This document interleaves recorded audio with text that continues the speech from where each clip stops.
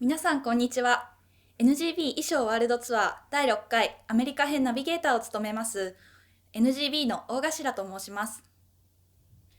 さて、各国の衣装プロフェッショナルから衣装の最新情報をヒアリングするこの企画。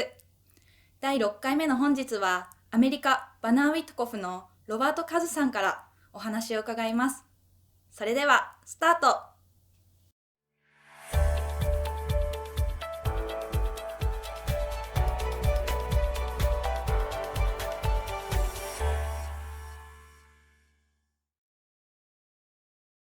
Welcome, thank you. My name is Robert Katz. I'm a principal shareholder with the law firm of Banner and WITCOFF.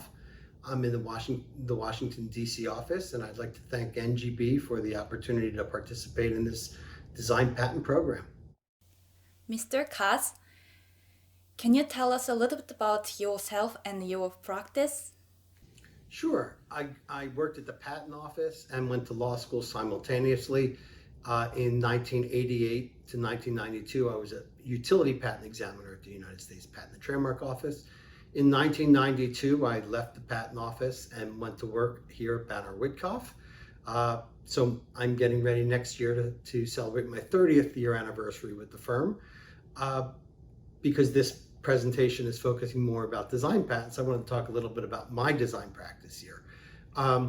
For the last 20 years, I have focused primarily on design law and design practice. So that includes counseling, procurement, enforcement, all aspects associated with design law. We have a great team of attorneys and staff here, and we've got great design clients, and it makes my life very enjoyable. I do enjoy my job here very much. I also teach design law at George Washington University here in Washington, D.C. Can you please tell us about Banner WITCOFF? Sure. Banner and WITCOFF is an intellectual property law firm. We are 100 years old now. We just celebrated our 100-year anniversary. We are an intellectual property law firm boutique, mainly dealing with patents, trademarks, and copyrights. We have 4 offices: Washington, D.C., Chicago, Boston, and Portland, Oregon. We are full service intellectual property, so we do counseling, procurement, enforcement, litigation, everything soup to nuts in the intellectual property field. Could you please tell us a little bit about Banner WITCOFF's design patent practice? Sure. Design patent practice, as well as any design law practice, has been a very important staple in Banner and WITCOFF for many, many years, back before it was a sexy area of law. We have procured more design patents every year in the U.S. design patents, as compared to other law firms for 18 years in a row, 18 consecutive years. We've procured portfolios of 20 design patents or more for 40 companies now, and we've procured more than 15,000 design patents since I started with the firm back in 1992. We represent dozens of design-driven clients that you recognize their products in the marketplace.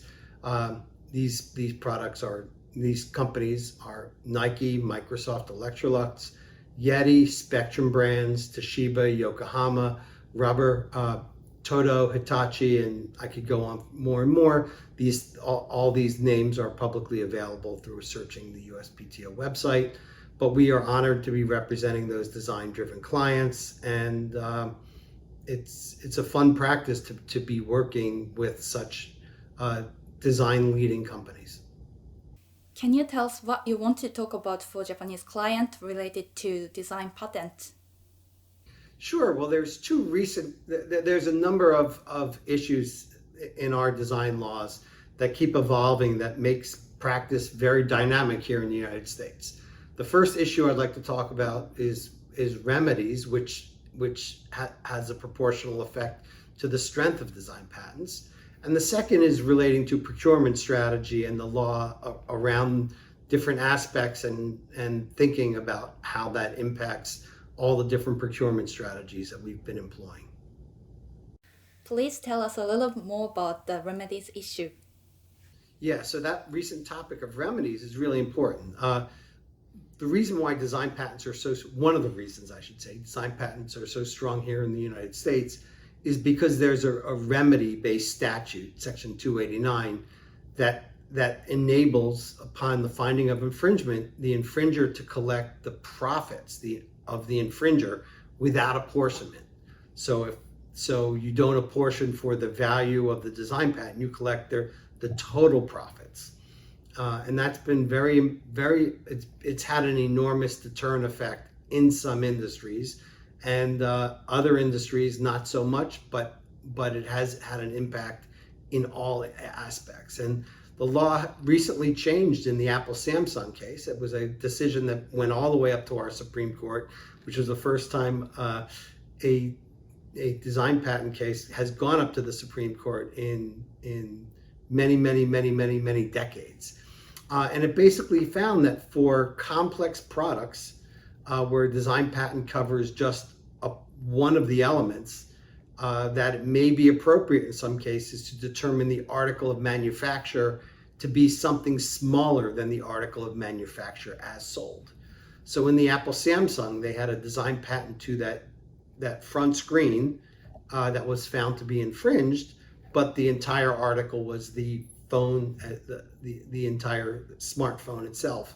And the question is whether the profits went to the entire phone or just the front screen. And the Supreme Court didn't come up with a test, but it said that it is appropriate in some cases to have the article of manufacture for remedies for the total profits to be smaller than the product as sold. And we're waiting to see whether there's more guidance coming out of the court system about that, because of course that impacts strategies. You may want to have some design patent claims that are focusing on smaller parts that are more likely to be infringed, and you may want to have other design patents that correspond to scopes that cover the entire article, and having the belt suspender approach may give the best way to keep infringers away and get the maximum monetary recovery in the event of an infringement. What other hot topics are associated with design patent law? Well, I would say that just generally procurement strategies is something that continues to evolve. As I mentioned earlier, a very dynamic practice. So whether it's case law coming out on the law of functionality, things related to the scope for infringement or validity, the scope for remedies, which we talked about the Apple-Samsung, depiction practices, different ways you can strategically prepare design drawings. And there's a whole laundry list of things we consider when we come up with procurement strategies, but ultimately these procurement strategies are coming up with the best creative ways in many cases to focus the design patent scope on a portion of the article. So in the simplest example, here's a hiker for Nike, and we protected in one particular design patent the appearance of the shoe upper, if everybody can see that now.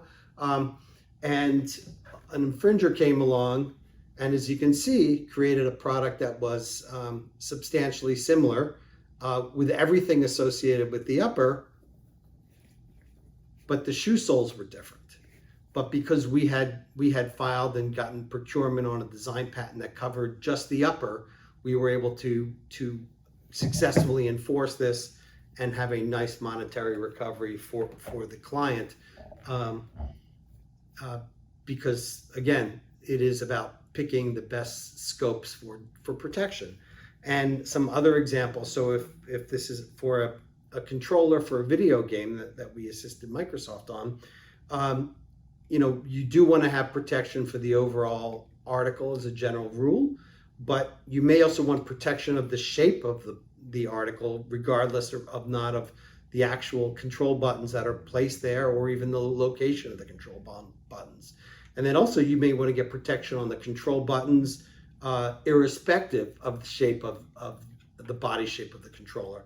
So all of these strategies we helped employ, and we've had a number of successful enforcements of this, especially with respect to customs and European customs, where they've caught a number of potential infringers trying to knock this product off. And then in another more tricky example is is a particular phone we did for Nokia, which has multi-state. So it's got a traditional collapsed state, but then it can be moved in this open state, which reveals a number pad under here, and where this particular state, which enables it to be used a little bit more traditionally as a smartphone, and being able to smartly protect the different input regions, the three different states. It's possible somebody infringes this with only a single state or two states, and you just really need to know all of these procurement strategies, and it is an area of practice that we believe we've led and forged practices in the US that our clients have continually come to us, and we feel honored to have assisted our clients to help get them the strongest design patent portfolios. I wanted to close by thanking NGB again for allowing Banner and Witkoff to participate in this program. We do have a lot of pride in our design patent program, and we're happy to share it with clients around the world and associates around the world. I'm available for questions. People can either email me at rkatz@bannerwitkoff.com or visit our firm's website, which is www.bannerwitkoff.com. And you'll find some information on not just our design patent practice, but our firm as a whole. Thank you very much again for allowing us to participate.